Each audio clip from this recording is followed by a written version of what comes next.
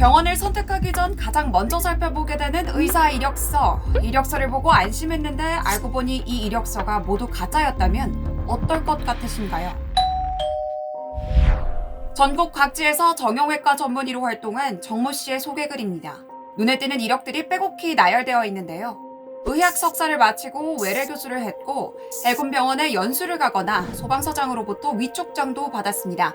주전공은 관절질환과 인공관절 치환술입니다.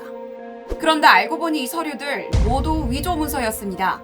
이 문서들로 정 씨는 무려 27년을 감쪽같이 정형외과 전문의로 일해왔는데요. 어떻게 이런 일이 벌어질 수 있었던 걸까요? 정 씨는 1993년 의대를 졸업했지만 국가고시에 불합격했습니다. 의료 행위를 하려면 의사 면허증이 필요한데 이걸 따지 못한 겁니다. 결국 1995년부터 가짜 면허증을 만들고 전국을 돌아다니면서 의사 일을 시작합니다. 정 씨가 3개월 동안 일한 병원에 가봤습니다. 저희도 어떻게 보면 피해자인데 저희 병원에 이렇게 무단으로 취재를 오시고 하면 안 되시죠.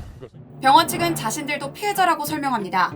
정 씨가 실제로 의대를 졸업한 만큼 이런 사실을 몰랐다는 겁니다. 그러니까 저희는 좀 이상하니까 면허를 안 내니까 계속 서류를 달라고 하니까 그냥 연락도 안 되고 사라진 걸로 저는. 그런데도 정 씨가 병원에서 일할 수 있었던 건 미등록 고용의사로 채용됐기 때문인데요. 검찰 조사 결과 병원들이 고용보험 비용 등을 아끼기 위해 정 씨를 미등록 형태로 고용하면서 가짜 의사 행세가 가능해졌던 겁니다.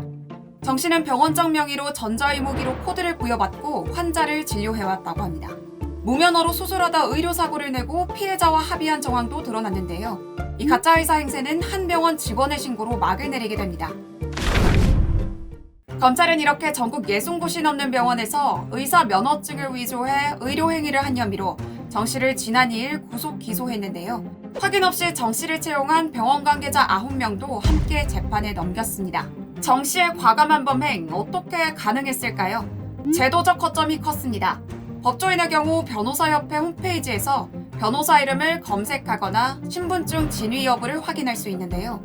의사는 좀 다릅니다. 종이 형태의 의사 면허증이어서 위조하기 비교적 쉬운 데다 일반 사람들이 의사의 면허를 확인하기가 어렵습니다. 피해를 보는 건 온전히 환자들의 몫입니다. 최근에 유령 수술, 대리 수술 이런 것 때문에 바로 확인할 수 있도록 해줘야 되지. 그게 아니면 전반적인 의사 면허에 대한 불신으로 이어질 수 있어서 검찰은 보건복지부와 의사협회에 개선책을 건의하고 또 다른 가짜 의사가 없는지 전수조사도 요청할 방침입니다.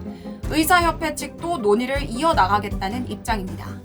면허가 없는 사람이 오랫동안 그런 일을 했다는 건 당연히 경악스러운 일이고요. 이거는 충분한 논의가 돼야지 될 일이고요.